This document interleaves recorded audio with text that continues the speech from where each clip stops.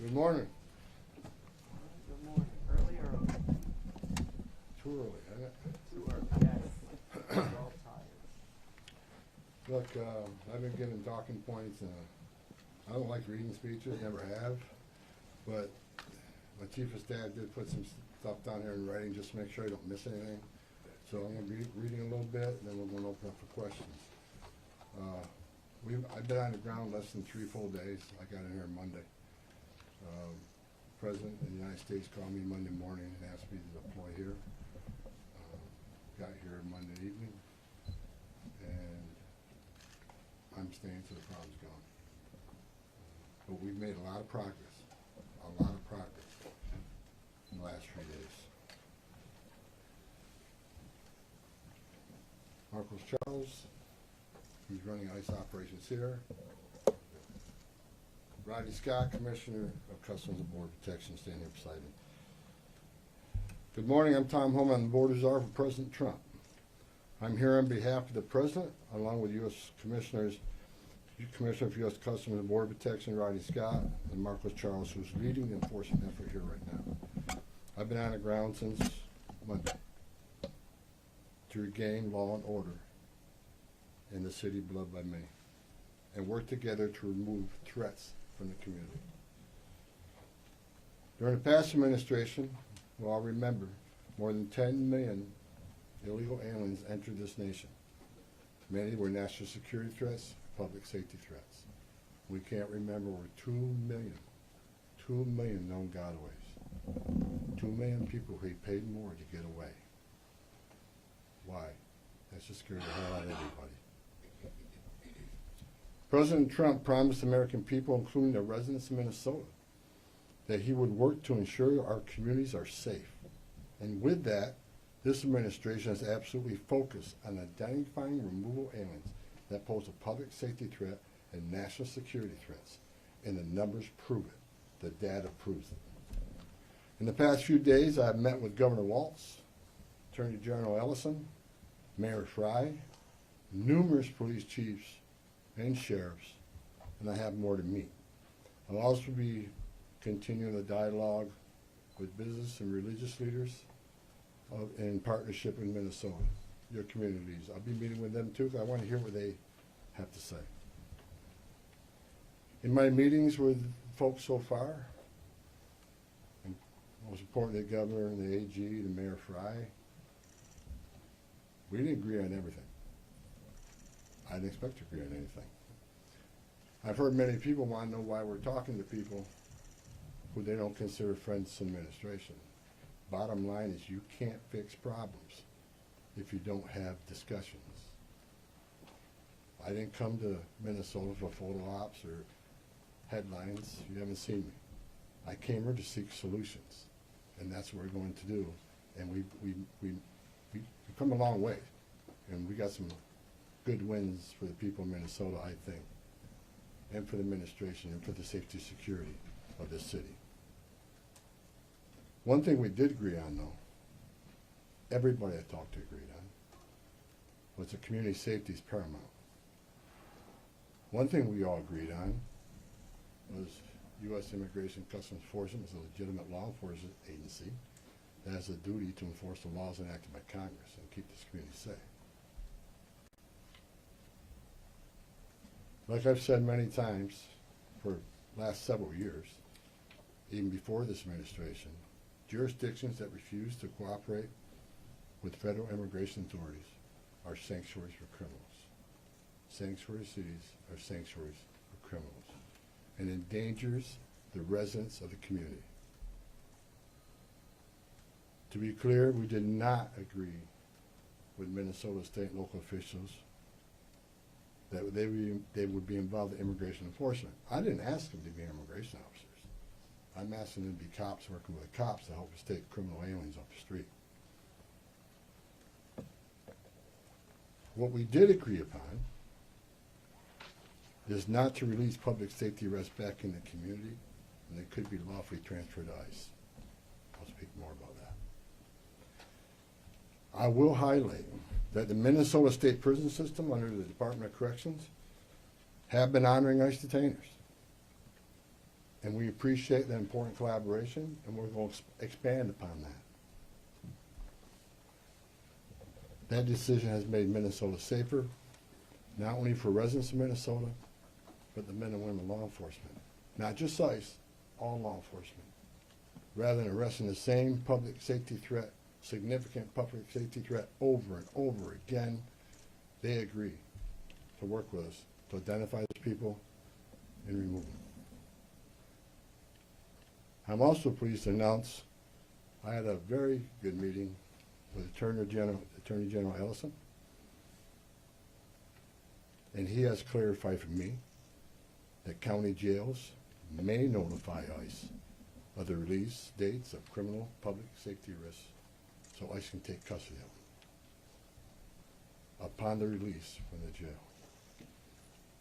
And let me tell you why that's important. I know people are a lot concerned about the manpower has been set in law enforcement manpower. Look, I've said this many times before. I've said it for the last several years. Give us access to the illegal alien public safety threat and the safety and security of a jail. It's common sense. It's safer for the community, it's safer for the agent, and it's safer for the alien. Because anything can happen on a street arrest. It just makes common sense. And for the people that argue, well, we're a welcoming community because we want victims and witnesses of crime that are here illegally to feel safe to come to police without fear they're working with ICE, we're not going to talk to the victim and witness of crime. There's no problem there. They should feel safe to come to police and ask for help. All we want is to talk to the person that local and state law enforcement authorities locked in a jail cell. They chose to lock this person up. That's who we want to talk to, the public safety threat. So the argument is that protects victim witnesses of crime. It's a bunch of crap. Victims and witnesses of crime don't want the bad guy back in their neighborhood either. So great progress with the Attorney General and local sheriffs. And one thing, when we have these agreements, it takes less law enforcement agents to do the job. One agent can arrest one bad guy in the safety and security of a jail where he's behind the wire. We know we don't have weapons. But when you normally release that public safety threat, illegal alien back in the community, we have a job to do. We're going to arrest him. So we're going to find him. And what happens is now we got to arrest somebody on his turf who has access to who knows what weapons. Now we got to send the whole team out. Cover the back door, cover the front door, officer safety reasons. Then because of the hateful rhetoric and the attacks on ICE officers, now we got to send a security team behind the arrest team. So what could have been done with one person in a safety and security jail, now we got 15, 16 people out there doing it. I know that causes stress in the community. So if we get these agreements in place, that means less agents on the street. More agents in the jail means less agents in the street. This is common sense cooperation that allows us to draw down on the number of people we have here. Yes, I said it. Draw down the number of people here. Because we have the efficiency and safety of the jails and the prison. Matter of fact, I have staff from CBP and from ICE working on a draw-down plan. What does that look like based on the cooperation? What does that look like based on how many targets we have left to find? In my meetings with Governor Walsh, A.G. Ellison, and Mayor Fry, as well as state and local law enforcement, again, I appreciate they all acknowledge that we do have federal immigration laws in this country that have been passed by Congress, and that ICE is in fact a legitimate law enforcement agency charged with enforcing those laws. We're not making this up, folks. ICE is enforcing laws enacted by Congress. They're a federal statute. That said, I'm not here because the federal government has carried this mission out perfectly. First thing I said to senior staff when I walked in here, That's what I told you earlier. I didn't come here looking for photo ops or headlines. I come here looking for solutions. I do not want to hear that everything's been done here has been perfect. Nothing's ever perfect, and anything can be improved on. And what we've been working on is making this operation safer, more efficient by the book. The mission is going to improve because of the changes we're making internally. No agency or organization is perfect. President Trump and I, along with others in the administration, have recognized that certain improvements could and should be made. That's exactly what I'm doing here. As such, in meetings I've had with federal law enforcement managers, including ICE and CBP and other federal partners, as well as state and local officials, I have conveyed the President's expectations with regard to federal immigration enforcement efforts. We will conduct targeted enforcement operations. Targeted. What we've done for decades. When we hit the streets, we know exactly who we're looking for. Good idea where we may find them. You have a criminal history. You have their immigration history.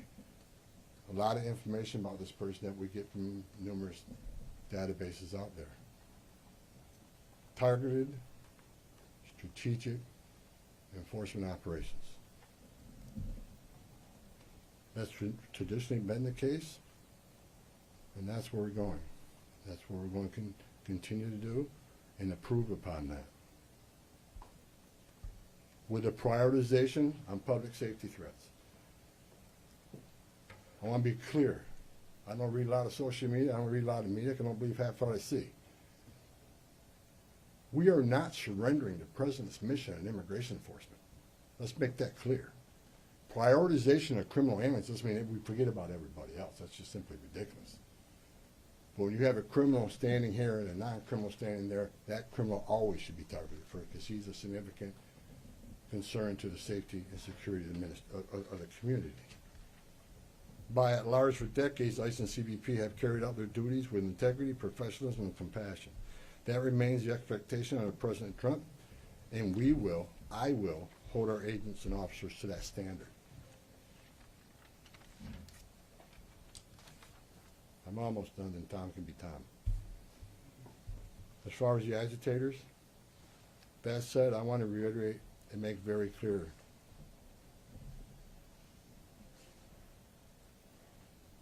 I want to make it clear, ICE and CBP officers are performing their duties in a challenging environment under tremendous circumstances, but they're trying to do it with professionalism. If they don't, they'll be dealt with. Like any other federal agency, we have standards of conduct.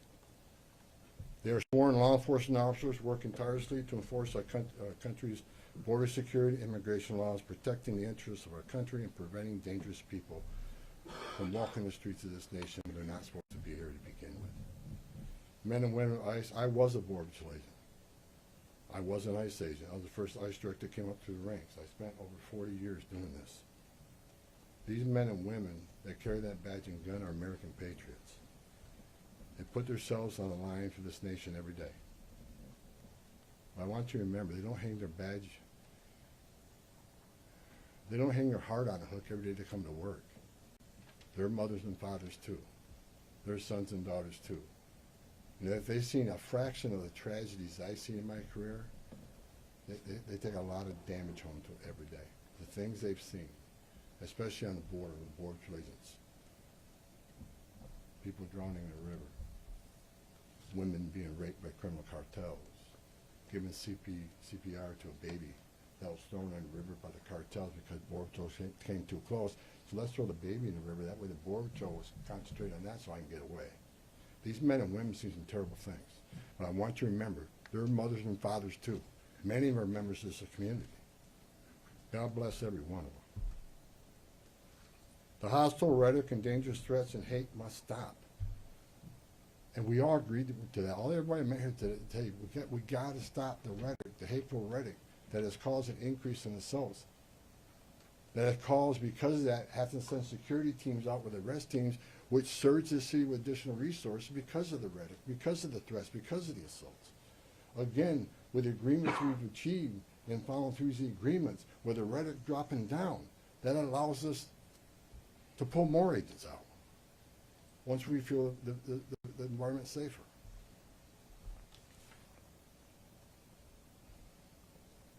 I begged for the last 2 months on TV for the rhetoric to stop.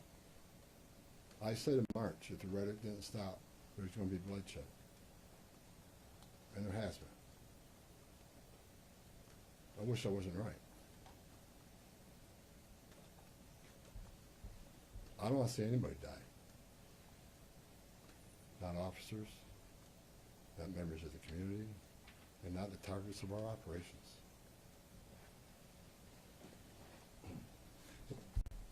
For the people out there who don't like what ICE is doing, if you want certain laws reformed, then take it up with Congress. Again, ICE is making this up. They're enforcing laws enacted by Congress and signed by the President. The same laws have been on the books for the last 6 presidents I worked for. I started with President Reagan and ending with President Trump. Every administration, we enforce the same laws. If you don't like what ICE is doing, instead of protesting this building, go protest Congress. Tell me we want changes. You have your First Amendment rights. I support that. You have the right to protest. I'm just asking you to keep it peaceful. But threatening law enforcement officers, engaging in impeding and obstruction and assault is never okay. And there will be zero tolerance. You interfere, impede, assault an ICE officers, you will be arrested. Like I said a bit earlier in my meetings with Governor Walton Ellison and Frey, as well as state and local law enforcement, I appreciate they acknowledge this, that public safety should be paramount. The chiefs I've talked to committed to responding to 911 calls when protesters turn violent, agents are in a dangerous situation, and there's assaults. They have committed to upholding public safety and responding to the needs, not to enforce immigration law, but to keep the peace. With that, I call upon those officials to stand shoulder to shoulder with us to tone down the dangerous rhetoric and condemn all unlawful action against law enforcement in the community. There are many ways your voice can be heard, express your feelings, and affect change in the country without crossing that line. Political and other disagreements in this realm should not be at the expense of public safety or the safety of federal law enforcement officers. In closing, I want to thank the state and local officials here in Minnesota I met with and the many I'm going to meet with. We've had meaningful dialogue. And look, again, we didn't agree on everything, but we agreed on the things I just talked about. There's much more we can do. And I'm going to continue this dialogue. I got many more community leaders to talk to. I got many more sheriffs to meet. President Trump wants this fixed. And I'm going to fix it. With your help.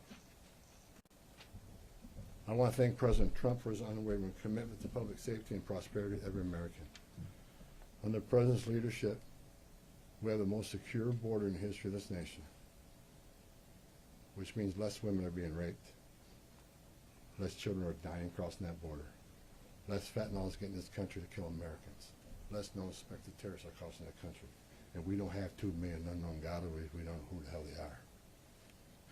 A secure border, we have stronger national security. A secure border saves lives. When 96% less people come in, how many women aren't being successfully by members of the cartel? How many people aren't dying making that journey? How many Americans aren't dying of fentanyl overdoses? How many women and children aren't being sex trafficked in this nation? The data proves it. Anybody can find that data.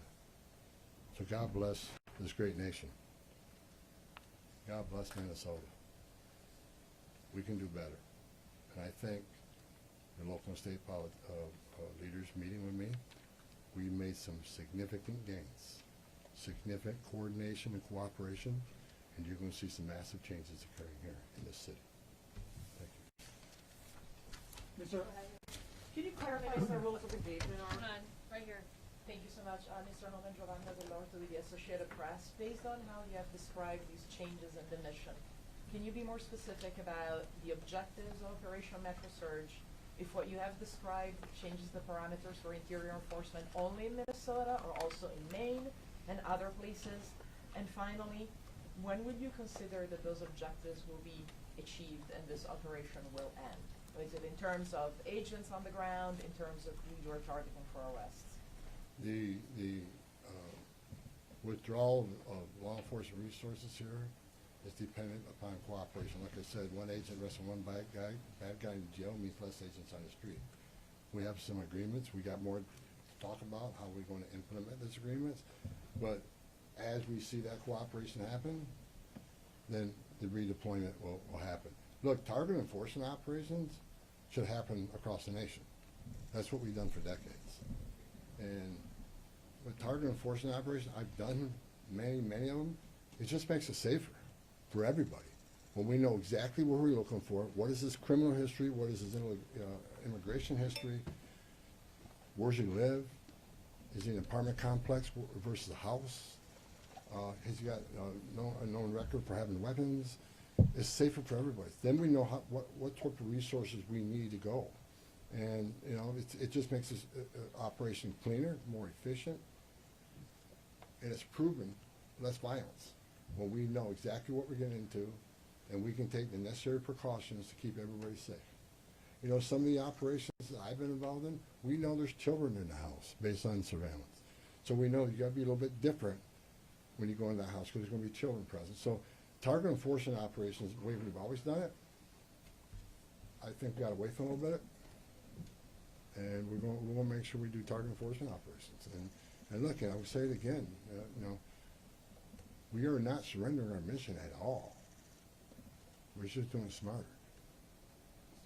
Mr. Homan, Shimon Prokopez from CNN. Mr. Homan, how did we get here in terms of, you had Greg Bovino, who was the face of this immigration operation.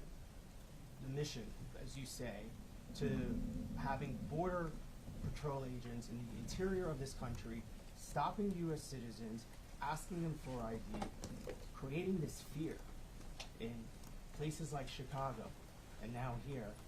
And then finally, it took really the death of Alex Petty for us to get here. How did that happen?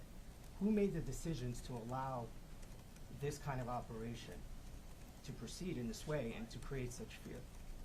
Well, look, the Border Patrol, last 4 years under Joe Biden, we had an open border where 10, 12,000 people a day are coming across the border. Border Patrol got overwhelmed, which means we sent thousands of ICE agents down there to help deal with that humanitarian crisis, to help secure the border. Now we have millions of people released in this nation, many unvetted. Now we got to find them. Before the big, beautiful bill, we had a total just under 5,000 deportation officers to look for millions of people, many in public safety threats.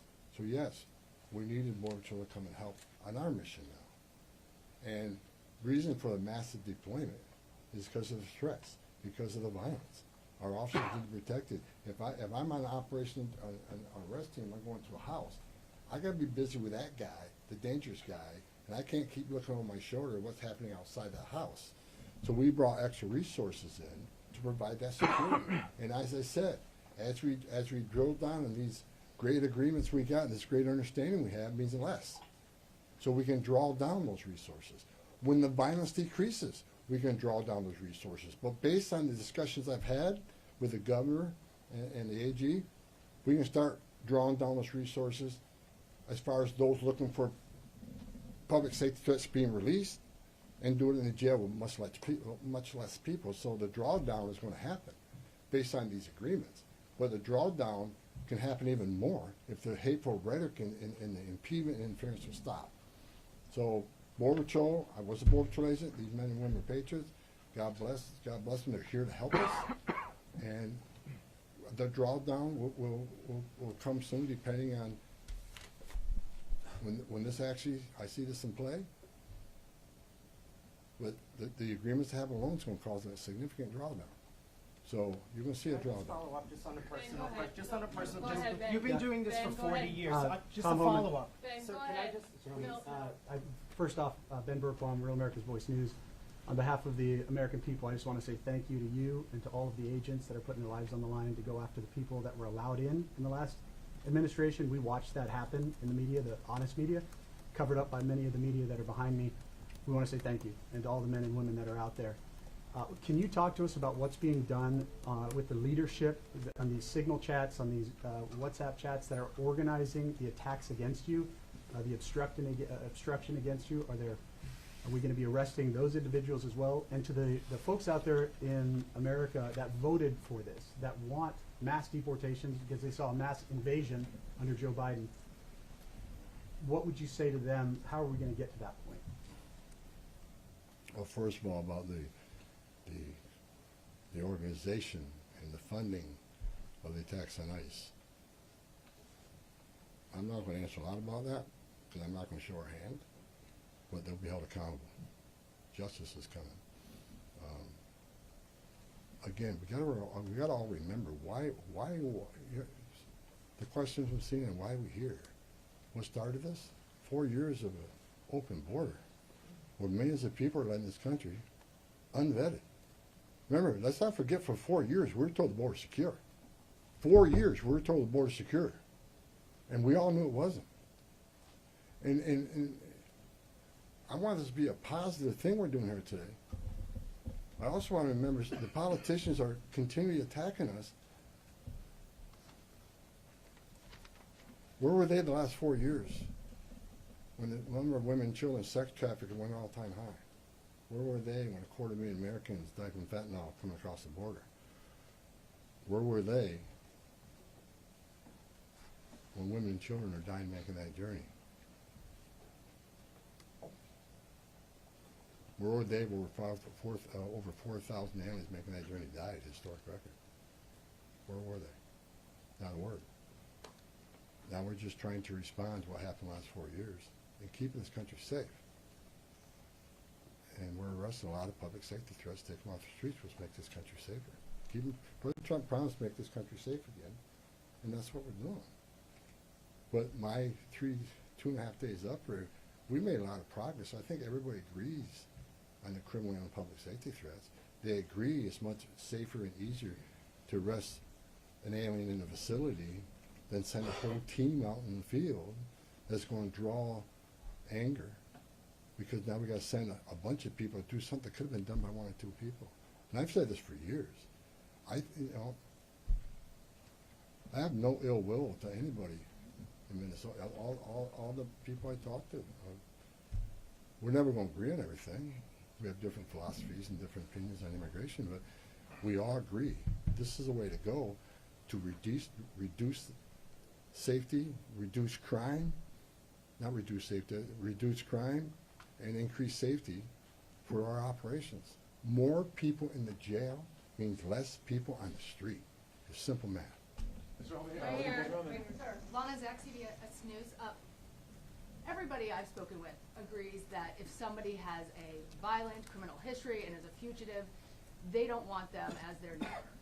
But when you're talking about a targeted operation, and are you talking about targeting people whose crime is coming to this country, or is it a more specific definition now? All operations will be targeted, but the prioritization are going to be criminal aliens, public safety threats, and national security threats.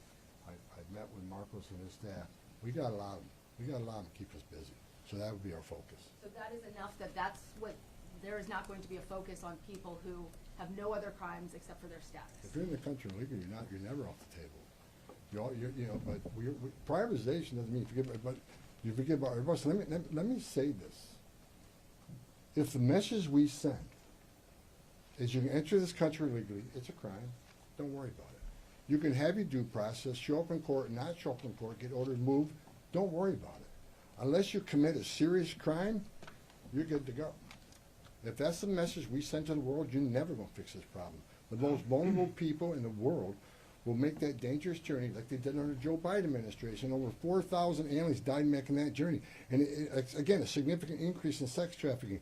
Because when they did that and opened those borders up saying, we're not going to detain you, we're going to give you free health care, we're going to fly you to the city of your choice, put you in a free hotel room, give you 3 meals a day, and give you work authorization, we're just going to bring you in. And when they did that, they sent a message to the whole world, you can come and do this. And what happened? They overwhelmed the men and women of the Border Patrol, where many days 70% of agents were pulled off that line. 70%. You don't think the criminal cartels had a field day with that? They created gaps for the cartels, do their activity. And that's why you've seen the rise in fentanyl overdose. That's why you saw the rise in sex trafficking. The 2 million plus known gotaways, why did they pay more to get away? Why didn't they pay less, turn yourself in, get released within 24 hours? You get a free airline ticket to the city of your choice. We're going to give you a free hotel room, and we'll give you free food and free medical care. And you'll get work authorization in 6 months. Why did 2 million people choose to pay more not to take advantage of that giveaway program? They didn't want to be vetted. They didn't want to be fingerprinted. That scares the hell out of me. And it does still. The Trump administration with ICE and Secretary Noem and Marco Rubio and the intelligence community, Tulsi Gabbard, we're all working together to try to identify who these people are. And we've already found many of them. But it's hard work to do. But there are national security threats walking this nation because of the last administration. And they are one of our main priorities, too. Mr. Homan, thank you. Can you please be specific about how many ICE and how many Border Patrol agents are currently operating in the state? I think we're there 3. There's been some rotations. Another thing I witnessed when I came here, I'll share this with you. I met with a lot of people, a lot of the agents. They've been in theater. Some of these people have been in theater for 8 months. So there's going to be rotations of personnel. Hopefully less now that we have some agreements, maybe we can make it more efficient and safe. But they've been in theater a long time, and so there's rotations happen all the time to get people out here and go home, get some rest, and see their families. Day after day, you can't eat in restaurants. Day after day, having people spit on you, blow whistles at you. Day after day, having all these threats at you. Day after day, having people trying to interfere with you. Day after day, they're human. So we've got to rotate these people, and we've already rotated some. But my main focus now is drawdowns, based upon the great conversations I've had with your state and local leaders. Again, I'm not a fool. I'm not walking away without seeing this put in place. But I take the word of the people I met with. I think they're honest, and I think they're good brokers, that they want public safety protected, and they also want what's happening in the city to go away. And that's my goal. Mr. Homan. Last question in the back. Joe Mueller, Newsmax. The new video of Alex Preddy is now circulating. Your reaction to that, and do you think law enforcement could have played a role if, let's say, Minneapolis police were able to respond to that? Have those top law enforcement officials said they'll help or do anything to help these agents who are out here? I'm not going to comment on any of these shootings. I said from day one, I said on any of these shootings, as a career law enforcement officer, we'll let the investigation roll out, let the investigation play out, and let it go where it goes. I'm not going to come out and make any comments that I think is right, wrong. Do I have an opinion? Yeah, my personal opinion, but I'm not going to share that with you. I'm going to tell you, let the investigation play out and see where it goes. But again, the president, one of the words he said to me when I came up here is that he don't want to see anybody die. The less interference, the less rhetoric, the less, I've buried Border Patrol agents and I've buried ICE agents throughout my career, and the saddest thing I've ever done is hand a folded flag to a wife or a child. I don't want to see anybody die, even the people we're looking for. I don't want to see anybody die. And despite what people think of Tom Homan, I say a prayer every night that everybody goes home safe. This isn't good. But I think my conversations the last 2.5 days are leading us to a safer community, letting ICE officers operate in the safety and security of a jail more than on the street. I think anybody here with common sense would say it's safer to arrest a public safety threat and the safety and security of a jail. And let me tell you, what is that going to result in? Less collateral arrests. When we go find that bad guy, when we find that bad guy, many times it's with others. Well, guess what? They're in the country illegally. We're going to force immigration law. They're coming too. You want less collateral arrest? Let's in the jail. But we're going to force immigration law. For the people to say that we're here to surrender our authority and the mission of enforcing immigration law, you are wrong. We're going to do target enforcement operations, and we're going to prioritize the public safety threats and national security threats. That is what we're here to do. Mr. Homan, can you talk about this directive Sir, about no not more, engaging guys, with no more questions. protesters? I mean, it's No more important that questions, people guys. know. Thank Will you answer questions from any Minnesota media? So we do a true president. Thank you, sir. You guys want to clarify the use of force? David. David.